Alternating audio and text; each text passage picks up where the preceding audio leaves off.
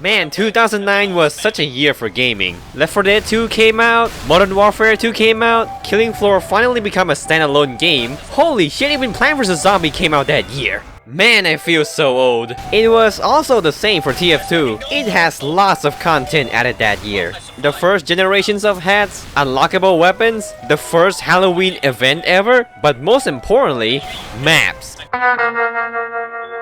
Apart from looking nice, Watchtower is a bit too biased for scouts. Well, to be fair, it was added in his own update, but yeah, if you're not a class that can move quickly, you're really missing out. Surprisingly, the sniper is not really overpowered here. The trees and the walls are generous to cover you from his sideline.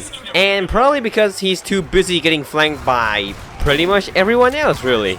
There are very little cover to go around in this map. It can go both ways. It can make 1v1 slightly more interesting because you cannot easily retreat. But it also feels like getting ganged up by the entire enemy team happens more often in this map. I also didn't notice the ammo boxes down here. They blend in the ground so well I thought there's no ammo in this map. This also means the engineer must rely on his dispenser to build anything. And considering how fast each arena round is, he can be at a disadvantage, to be honest. This map is also very tall, and one of our demo men really likes to get onto the antenna for some reason. I have no idea why. You goddamn it! Of course you are up there! Control point is being captured. He's just not gonna do anything, you think? Just camp it, he's up there. He's up there at the radio tower. What you all, if you're not, well, he's there. You failed! Point is now available for capture. In the end, Watchtower is pretty open, and its openness really goes both ways. Depending on who you play as, you might like or don't like this map. One thing about Egypt is that it can either be a long stalemate or the blue team completely blitzkrieg the entire area. This is because the points tend to be very close to each other. I mean, the first point is just mere inches away from the blue spawn. And because of how most of the time the red team get the verticality and the doors are open this way, this means the red team will always get to shoot first, which is a recurring theme to this map design. And it is very tempting for any soldier and demo man.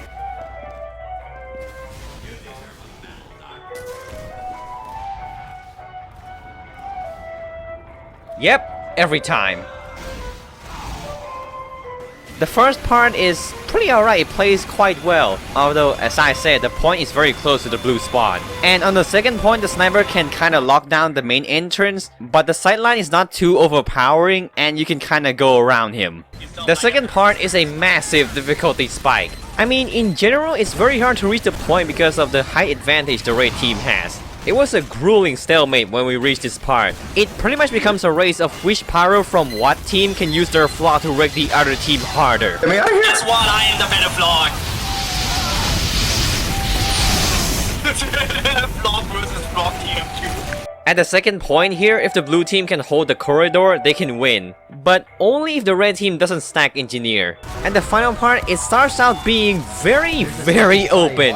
Man, Sniper's gonna have a field day with this. At the final point, it's a lot worse, because you're forced to face the sniper head-on without any flank routes and very little cover. I also want to say the map visual is quite limited. It's like each part of the map kinda blends in together, if you know what I mean. I have a slight nitpick with this map too. Because of how the medkit and ammo boxes are mostly hidden in these small closets, sometimes it can be hard to memorize where each pickup are, since at glance they all look the same. Egypt can be very rough around the edges, but that does not compare to the next map. It has been said many times about how bad Junction is, but the problem is, well, because nobody in their right mind would ever play it, it kinda comes back around when there's people like me who would want to try it out of morbid curiosity. The first thing I noticed are the hallways. They are so insultingly narrow. The ones under point A are a prime example of this. Strangely enough, I actually struggled to find a good spot for the engineer to build on the first 2 points. But when you get to the last point, oh man. If he gets his sentry on this side, he is almost untouchable. The last point itself, why? Just why?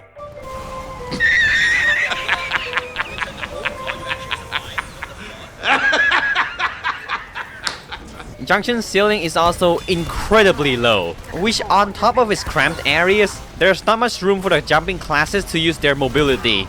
But at least the person who made this becomes better at making maps. Although I still don't know why Valve would even put this in. Wait, why am I asking this? They put Turbine in the game for crying out loud.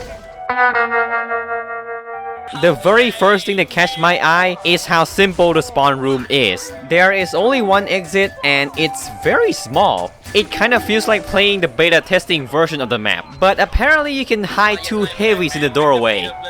Somehow. Where the fuck are they? You just walk past them. I'm being serious right now. You just walk past them. All of you. The fuck? Dude, I know what it is now!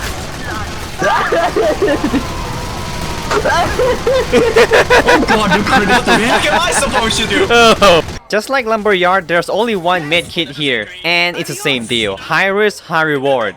But this does not stop me from believing that there's a medkit in the control room upstairs. Well, because, you know, Nucleus is more well known for being a King of the Hill map.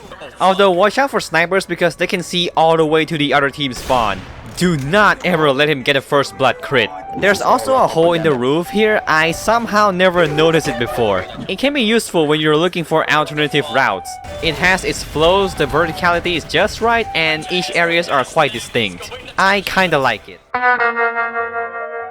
Just like Nucleus, this Sawmill is quite primitive. There's not even a spawn room, you just spawn downstairs in the house. I kinda feel like Sawmill is bigger than any other arena map. Maybe Nucleus can't compare, but I think I prefer this. The saw blades in the building really works well as a moving cover and a hazard. But they are not as dangerous as a train in well. That thing is unforgettable. And they are really loud.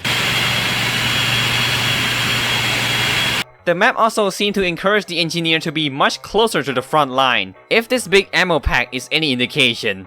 But even in arena mode, there can be something called too many NGs. Engineer game thing. Oh yeah, I kinda got stuck with a gas passer pyro because I was playing MVM earlier.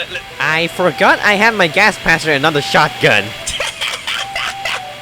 Yo, gas passer gaming. Let's go. Okay, I forgot to mention the thing about switching loadouts in arena mode. Apparently you don't change loadouts right away. You either need to killbind or switch classes to get the loadout you actually need. And you must do this before the countdown runs out, or else you're stuck with it. Yeah, apparently switching loadout just become a fucking quick time event. Wait, where was I? Oh yeah, turns out Sawmill is a pretty good arena map. And in my opinion, it rivals Lumberyard in how well it plays. We can only guess what the future of Payload Race will be if the first map was designed better and not really this punishing. Yeah, I don't really agree on Pipeline's design principle. In the first two parts, you must push the cart past the other team's spawn door to reach the end. And I'm not exaggerating when I say that. Well, it's canon guys, Valve supports spawn camping. You either win by spawn camping or back camping, which is like the two opposite ends on how to win in TF2 when you think about it. Well, on the bright side, you get a setup timer, and because of the cart, the engineer will have a better time setting up. The first part is sorta fine. I mean, the sniper can see across the map, but there are flank routes to reach him, and you can take the other spawn door to avoid his sight line. The second part though, okay, I have to be honest, is it just me or the layout is very confusing? Like you can go to the flank route here, but not from this side? And this one feels like an alternate main path, but it's way back here. The final stage though, oh boy. There's no setup time, so the round starts immediately. You must push the cart up two slopes, and this means if someone dies while pushing the cart will fall all the way back down. And both teams' cars run parallel to each other all the time. And there's only like one or two flank routes. And the map is almost completely open, which means no cover. And this means the sniper has a clear view of pretty much everyone else. Which means bullying snipers is encouraged to a ridiculous degree if you want to win. What was Valve smoking when they made this? I can tolerate Pipeline's first two levels, but the third one? Like, Jesus Christ, what a fucking mess. So this one starts out with the red sniper being able to see right into the blue spawn, which is not really a good impression for me. And the spawn doors are incredibly small. Wait, what? What the fuck? Holy shit, he taunt killed me! I'm actually impressed! But once you're past that though, the first part is mostly fine. There's nothing much to talk about. I mean, the second point can be pretty choke heavy, but I don't find it a big deal. The second part though, now this is where the fun begins. While I think the first point is pretty fine, the second point though is a massacre for the blue team. Flanking routes are pretty useless. All of them put you in a place where the red team can clearly see you, not even outside the sentry gun's range. Especially this door. Can someone please tell me since when this door has ever been viable? One redeeming factor is that this tunnel can be a place to build teleporters. Just watch out for any soldier and demo man coming in. The third stage has this house as a centerpiece. If you can take it, it really benefits your team. But it's quite cramped because of how small it is. A good demo man or a soldier can really take care of it. And the third stage is very short. It can be very unforgiving for the red team to defend, which is a strange reverse of what happened in the previous area. To me, Hoodoo is average. It has its up and downs, but the last point in the second area is quite a drop in quality. The map also has its own unique payload model, but I don't think what's inside really agrees on the Geneva Convention. Well, it has a radiation barrel. I don't think it's just explosive. It's actually a fucking bioweapon. I don't know what we done, but we started a bioweapon. Before the Geneva Convention was invented. The Genevan choice. Halo was. So, unfortunately, because of the amount of maps added that year, I cannot simply make it into one video. So, it's gonna be split into two parts. So, I will see you in the next video.